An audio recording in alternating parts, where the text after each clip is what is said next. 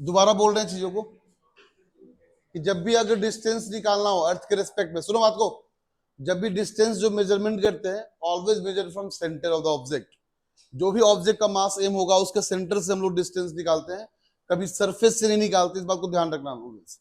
देखो अगर मान लो नेक्स्ट टाइप क्वेश्चन पे, एंगल वाले पे क्वेश्चन पे आ जाए, तो मैंने बोला कि एक ट्रायंगल शेप आपका है, ऑब्जेक्ट यहां पे रखा हुआ, मास यहां पे रखा हुआ है, like 2 kg, 2 kg and 2 kg सब रखा हुआ यहीं पे, 2 kg का, 2 kg का एंड 2 kg का, ठीक है। and this is an equilateral triangle of side 5 मीटर। अगर इक्विलेटरल ट्रायंगल आपका 5 मीटर का आपका है, तो बताओ सेंटर पे ऑब्जेक्ट मास रखा हुआ है 3 kg का, तो इस पे फोर्स कितना लग रहा होगा इन तीनों की वजह से, ये आपको निकालना है, ठीक है।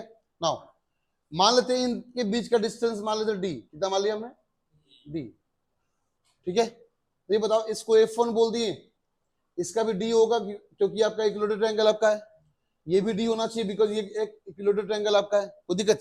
तो तीनों के बीच का डिस्टेंस कितना मान लिया यहाँ पे हमने, डी।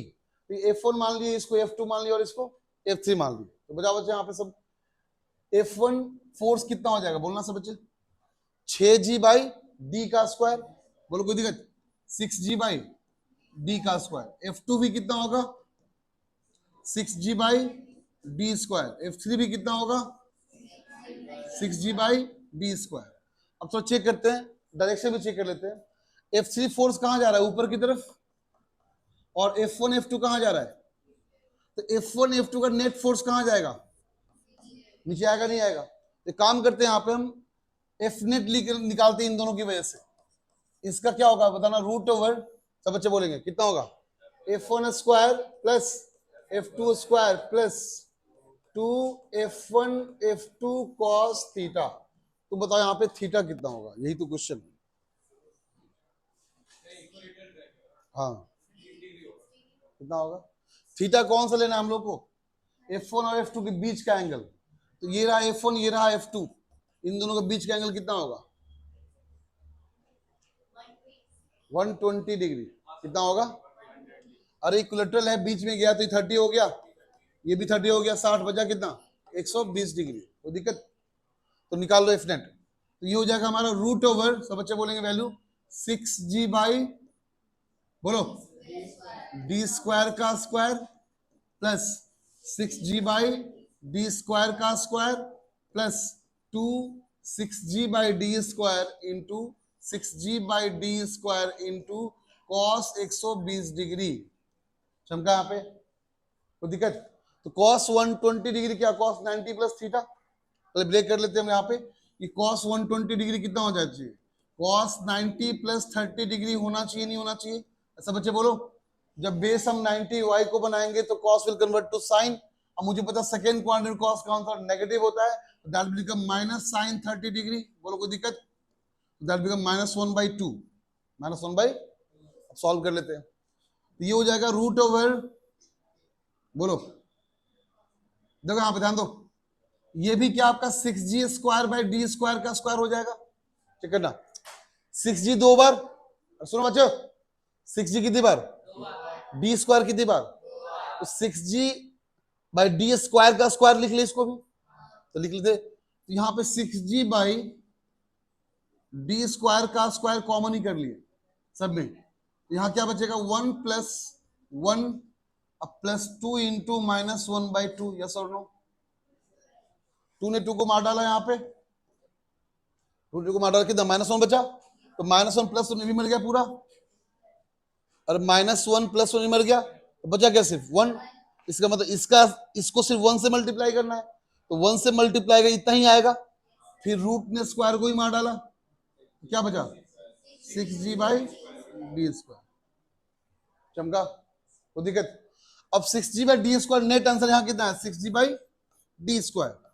ऊपर कितना लग रहा है, ऊपर भी कितना है, F3 कितना है 6G बाई, क्या दोनों net force equal and opposite है, अरे net force 6G by D square नीचे की तरफ, यहाँ पे ऊपर की तरफ इक्वल ऑपोजिट है, तो नेट फोर्स कितना हो जाएगा 0, कितना हो जाएगा।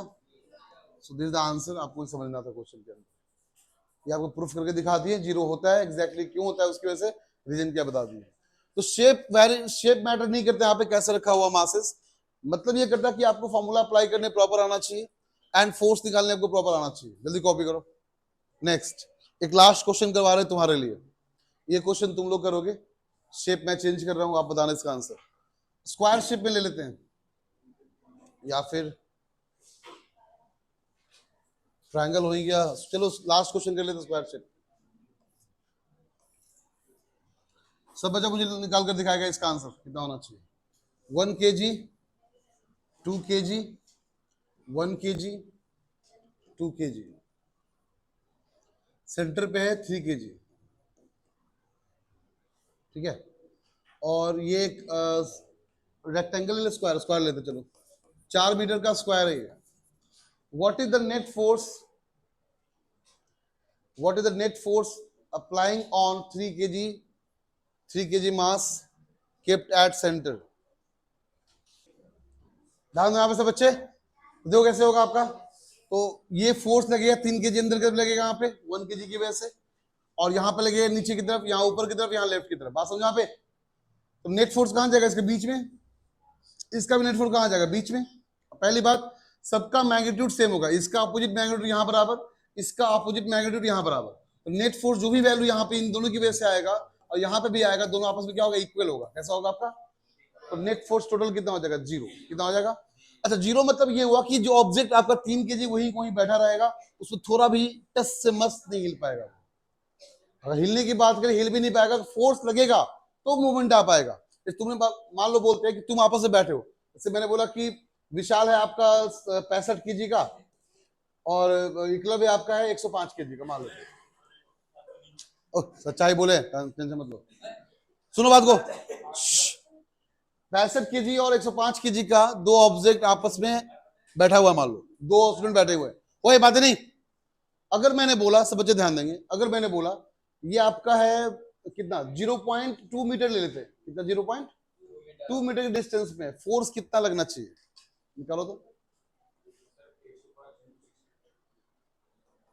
105 इंटू 65, सब बच्चे ध्यान देंगे, इंटू 6.67 10⁻⁻, अरे बोलो कोई दिक्कत। अपॉन में d का स्क्वायर, तो 2/10 का स्क्वायर, 2/10 का स्क्वायर, तो 2/10 का स्क्वायर 0.2 ही, क्योंकि हमें मीटर में लेके चलना है हम लोग। बोलो कोई दिक्कत। अच्छा, ये क्या हो जाएगा, 2/10 का स्क्वायर कितना हो जाएगा आपका, 100 ऊपर, मतलब 13 हो जाएगा आपका। ये कितना हो जाएगा, 13। अच्छा, इसको मान लो मैं रफली यहाँ पे लिख लेते, वैल्यू कितना हो जाएगा, ये हो जाएगा आपका, ये कैंसिल आउट करिए तो इसको 105 इंटू 16.25, ये 4 से कैंसिल आउट कर दिए 65 को डायरेक्टली, ठीक है। 16.25 इंटू 6.67 10⁻⁻, कितना हो जाएगा आपका, डायरेक्टली अगर 9 हो जाएगा ना। अरे 10 का स्क्वायर मल्टीप्लाई होगा ना इसमें, 9 हो जाएगा। बात समझो कितना फोर्स, देखो चेक करो, ये जो भी वैल्यू आए, बट ये चेक करो ये कितना फोर्स हो गया, 10⁻⁻9 न्यूटन का फोर्स। क्या तुम्हें फील भी हो पाएगा। तो 105 kg 65 kg के दो ऑब्जेक्ट अगर रखे होंगे, अब बता रहे, सुन लो एक बार। तो फोर्स कितना है, 105 इंटू 16.25, मास को मल्टीप्लाई किया, ये 6.6 मान लो मल्टीप्लाई भी कर लोगे बहुत कम आएगा। बट ये देखो कितना वैल्यू आपको, 10⁻⁻9, 10⁻⁻9 कितना होता है, 0.0000000, ये कितना हुआ, 6 हुआ ना, 7 8 समथिंग, यहाँ पे जो भी आएगा। ये फोर्स कितना है बताना, बहुत ही कम, नेग्लिजिबल फोर्स है। इस फोर्स को फील कर पाओगे, कभी भी नहीं। ये फोर्स आपको फील भी नहीं आ पाएगा कि इतना न्यूटन का फोर्स हमारे पास लग रहा है। मैंने बोला तुम्हारे बीच में फोर्स है 0.000000001 न्यूटन। ये फोर्स कितना है, बहुत कम है। तो ये फोर्स हमें फील भी नहीं आएगा। आपको बस जी लिख कर दिखा रहे हैं, मान लो तुम आंसर निकाल रहे हो, तुम बोल रहे 6g/10 स्क्वायर, मान लो ऐसे निकाल रहे हो, तो तुम बोलो सर बहुत बहुत ज्यादा वैल्यू है। ज्यादा वैल्यू नहीं है। जी जब देखो वो जी उसको वैल्यू क्या कर देगा, बहुत ही छोटा कर देगा। आए बात समझ में। तो अर्थ के पास होना ही फोर्स नहीं होता है, अर्थ के पास भी होना चाहिए और मास भी ज्यादा होना बहुत जरूरी है। एंड अगर डिस्टेंस जितना दूर चलता जाएगा, फोर्स अट्रैक्शन घटेगा बढ़ेगा, क्योंकि मुझे पता है कि फोर्स इनवर्सली प्रोपोर्शनल टू क्या है, डी स्क्वायर। अब डी स्क्वायर मतलब ये हुआ कि जितना डी बढ़ेगा फोर्स क्या होगा, घटेगा, और जितना डी कम होगा फोर्स उतना ही क्या होगा। तो अर्थ के पास जितने ऑब्जेक्ट होते हैं, अर्थ हम लोगों को खींच के रखता है, बिकॉज अर्थ का मास बहुत ज्यादा है, ठीक है। अर्थ का रेडियस कितना है बताना सब बच्चे, 6400 किलोमीटर, याद रखना इस चीज को। 6400 किलोमीटर अर्थ का रेडियस है, या फिर ऐसे बोलो 64 इंटू 10⁵ मीटर, इतना आपका रेडियस अर्थ का है। इसको याद रखना है, कभी भी पूछ ले, रात को 2 बजे पूछे तब भी आपको याद होना चाहिए। कितना अर्थ का रेडियस? 6400 किलोमीटर। इसको जवान पे रट्टा मार लो। हाँ नेग्लिजिबल फोर्स बताए तो भैया, उस फोर्स को फील भी नहीं कर पाओ, इसलिए बोल रहे हैं जो बच्चे आपस में बैठे हुए हैं वो फोर्स अट्रैक्शन फील नहीं कर पा रहे, बट दोनों फोर्स लग रहा है, क्योंकि अट्रैक्शन ग्रेविटेशन फोर्स वहीं लगता है जहां पे ऑब्जेक्ट मास कंटेन करता है। तो तुम लोगों का मास तो है ही, तो मास से तो आपस में खींच क्यों नहीं पा रहे हो? कि फोर्स कैसा है? नेग्लिजिबल। अगर ऐसा होता कोई बच्चा दूर बैठा है तो खींच लेगा तुरंत पास में। ऐसा कर पा रहे हो? नहीं कर पा रहे। क्यों नहीं कर पा रहे? फोर्स बहुत ही कम है। चमका? क्लियर ना? कॉपी कर लो।